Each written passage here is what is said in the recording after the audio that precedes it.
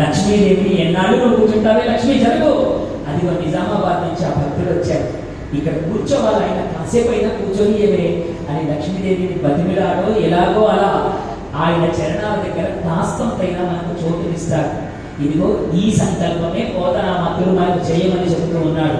అందుకనే భాగవతం ప్రారంభంలోనే తన మొట్టమొదటి శ్లోకంలోనే సంకల్పాన్ని మన అందరి చేత రోజు వింటున్నామంటే రోజు మనం అదే సంకల్పం చేస్తున్నామని లెక్క. ఆ సంకల్పమే మన సంకల్పం అయితే నేటికి 7వ నాడు మన అందరికీ విష్ణు విమానములు రాక తప్పవు. మనం అందరూ శ్రీకైవల్యం చేరడానికి సిద్ధంగానే ఉంటాం. విమానం ఎక్కి అమెరికా వెళ్ళడానికి ఆనందపడిపోతూ ఉంటాం. అంతకు మించిన స్థలానికి పరమాత్మ మనల్ని వెళ్తానంటున్నాడు. కాబట్టి భాగవతం వినడం వెనకాతల ఉన్నటువంటి లక్ష్యం ఏమిటి? శ్రీ కైవల్యము చేరడమే. ఈ మాయా ప్రపంచం నుండి బయటపడి మనము భక్తి సామ్రాజ్యానికి వెళ్ళాలి.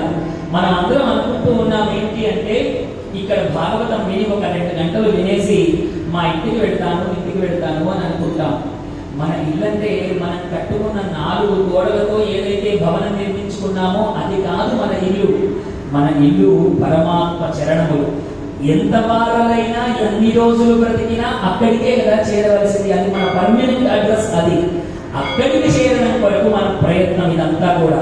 జయ గురు గోపాల కృష్ణ భగవానికి.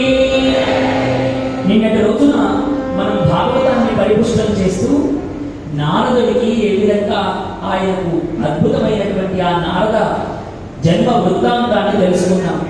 దాసీపుత్రుడిగా ఉన్నటువంటి ఆయన ఏ విధంగా నారదుడిగా మారాడో తెలుసుకున్నాం.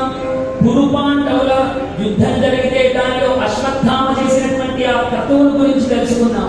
ఉప పాండవులను ఎప్పుడైతే సంహరించాడో ఆ ఉప పాండవులను సంహరించినటువంటి అశ్వత్థామకు ఏ గతి పట్టిందో తెలుసుకున్నాం. అలాగే పరమాత్మ ఈ ధర్మరాజు యొక్క దుఃఖాన్ని తొలగించడం కొరకు కురుక్షేత్రంలో అంపశయ్య మీద పడుకున్నటువంటి ఆ భీష్మ పితామహుడి దగ్గరికి తీసుకెళ్తే భీష్ముడు ఉత్తరాయణ పుణ్యకాలంలో తన శరీరము విడిచిపెట్టేటువంటి సమయంలో పరమాత్మను కొలిచి విష్ణు సహస్రనామ పారాయణం చేసి ఏ విధంగా పరమాత్మను చేరాడు ఇవన్నిటినీ మనం తెలుసుకున్నాం.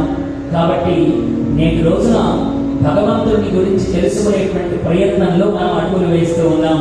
నిన్న ధర్మనందనుడిని హస్తినాపురానికి రాజుగా చేసి ఇంకా నేను వెళ్ళొస్తాను ధర్మనందన అని తను ద్వారకా నగరానికి బయలుదేరాడు పరమాత్మ అన్న మంగళ వచనముల చేత నిన్నటి రోజున మనం భాగవతాన్ని ఆపాం.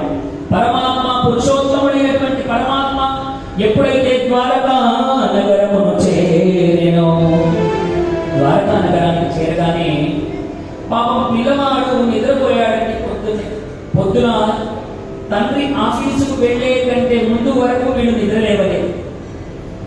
వీడు నిద్రలేచే వరకు ఆ నాన్న ఆఫీసుకు వెళ్ళిపోయాడు. నిద్రలేవగానే అమ్మ నాన్న అని అడిగితే నాన్న ఆఫీసుకు వెళ్ళాడు. నాన్న సాయంత్రం 5 గంటలకు వస్తా అన్నాడు, నీకు చాక్లెట్ బిస్కెట్ అన్ని తెస్తానన్నాడు అని చెప్పగానే ఎప్పుడెప్పుడు 5 అవుతుందా, ఎప్పుడెప్పుడు నాన్న వస్తాడా అని ఎదురు చూసేటువంటి పిల్లలు అందరికీ అనుభవమే. అలా పిల్లలు ఏ విధంగా అయితే నాన్న కొరకు ఎదురు చూస్తారో 5 కాగానే నాన్న రాగానే నాన్న అంటూ ఆ తలుపు చప్పుడు కాగానే పరిగెత్తుకుంటూ వెళ్ళి నాన్న కాళ్లను ఆ నాన్న నడుమును ఏ విధంగా అయితే చుట్టుకుంటారో అలా కృష్ణ పరమాత్మ ద్వారకా నగర పొలిమేరలకు వచ్చారని తెలుసుకున్నారు. ద్వారకా వాసులందరూ కూడా కృష్ణ కృష్ణ కృష్ణ అంటూ వాళ్ళందరూ పరిగెత్తుకుంటూ వెళ్ళారు. ఈ రోజులైతే కృష్ణ నీవు ద్వారకా నగర్ అక్కడికి హస్తినాపురానికి వెళ్ళి కాబట్టి మమ్మల్ని అనుగ్రహించడానికి మళ్ళీ ద్వారకకు వచ్చావా అని ద్వారకా నగర వాసులందరూ కృష్ణ పరమాత్మను గట్టిగా పట్టుకున్నారట. అలా కృష్ణ పరమాత్మ ద్వారకా నగరానికి చేరుకున్నాడు. సూత పౌరాణికుడు శౌనకాది మహాములను భాగవత మహాపురాణము వినిపిస్తూ ఉన్నాడు భాగవత మహాపురాణాన్ని. అయ్యా కృష్ణ పరమాత్మ ద్వారకా నగరానికి వెళ్ళిపోయాడని అయితే చెప్పావు మహానుభావ. కానీ కృష్ణ పరమాత్మ అశ్వత్థామ ఏదైతే బ్రహ్మాస్త్రము ప్రయోగించాడో ఆ బ్రహ్మాస్త్రము ఉత్తరా గర్భాన్ని రక్షించిందని చెప్పాము. ఆ వివరాలన్నీ నాకు పూర్తిగా చెప్పాలి అని వాళ్ళందరూ ప్రార్థనతో అడిగారు. ఉత్తరాగర్భంలో ఉన్నటువంటి శిశువును పరమాత్మ ఏ విధంగా రక్షించాడు, ఈ కథంతా నాకు సవిస్తారంగా చెప్పవయ్యా అని అడిగితే అప్పుడు ఆ శౌనకాది మహాములకు సూతుడు తెలియజేస్తూ ఉన్నట్ట. బ్రాహ్మణోత్తములారా, ధర్మరాజు తన తమ్ముల సహాయంతో అద్భుతంగా రాజ్యపాలన చేస్తూ ఉన్నాడు. అనేకములైనటువంటి యజ్ఞయాగాలు చేశాడు. సుఖంగా కాలం గడుపుతూ ఉన్నాడు. ఎప్పుడైతే అశ్వత్థామ ఉత్తరాగర్భం వైపు 6వ భాగమైనటువంటి బ్రహ్మాస్త్రమును ప్రయోగించాడో, ఆ బ్రహ్మాస్త్రము ఉత్తరాగర్భంలో ప్రవేశించింది. గర్భస్థ శిశువును పీడించడం మొదలుపెట్టిందట. అంతలో ఉత్తరాగర్భమున,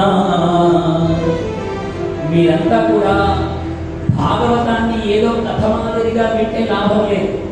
ఇక్కడ జరుగుతున్నటువంటి ప్రతిదాన్ని మీరు మీ ధ్యాసలో తిప్పుతూ ఉంటే, ఆ పరమాత్మ మీ కన్నులకు కట్టినట్టుగా కనిపిస్తూ ఉంటే ఆ అనుభవాన్ని పొందగలుగుతారు. ఇప్పుడు ఉత్తరాగర్భంలో పరమాత్మ ఎంత సైజులో ఉన్నాడో చూడండి. బొటన వేలంత వాడు, ఈ బొటన వేలంత ఉన్నాడట. ఉత్తరాగర్భంలో మనకి ఆ శిశువును రక్షించడానికి వెళ్ళిన వాడు. బొటన వేలంత ఉన్నటువంటి వారికి 4 చేతులు ఉన్నాయట. 4 చేతులలో శంఖ చక్ర గదా పద్మధరుడే, శంఖము చక్రము గదా పద్మములను కలిగి ఉన్నాడట. కలిగి ఉండి ఆ బ్రహ్మాస్త్రం వస్తూ ఉంటే బ్రహ్మాస్త్రం వారి నుండి శిశువుని రక్షించడానికి అన్నట్టు ఆ ఉన్న చిన్ని చేతిలో ఉన్న గదను ఇట్లా అటు ఇటు తిప్పుతూ ఉన్నాడట. ఉన్న బొటన వేలంత వాడు, వాడి చేతులు ఎంత ఉండాలి, దానిలో గద ఎంత ఉండాలి, ఆ స్వరూపము చూడండి. పరమాత్మ సూక్ష్మ రూపంలో ఇప్పుడు ఉత్తరాగర్భంలో ప్రవేశించాడు. అంటే అర్థం ఏమిటి? అఖండమైనటువంటి బ్రహ్మాండంగా వ్యాపించి ఉన్నటువంటి పరమాత్మను మనం ఈ హృదయంలో దాచుకోవాలంటే ఈ బొటన వేలంత పరమాత్మను ఇప్పుడు మనం దాచుకోవాలని భాగవతం తెలియజేస్తూ ఉన్నది. ఆ పరమాత్మ ఇంత ఉన్నవాడైనా సరే మనను రక్షించడానికి మన హృదయంలో నిలుపుకోవాలి. ఆ పరమాత్మ ఇప్పుడు ఉత్తరాగర్భంలో ఉన్న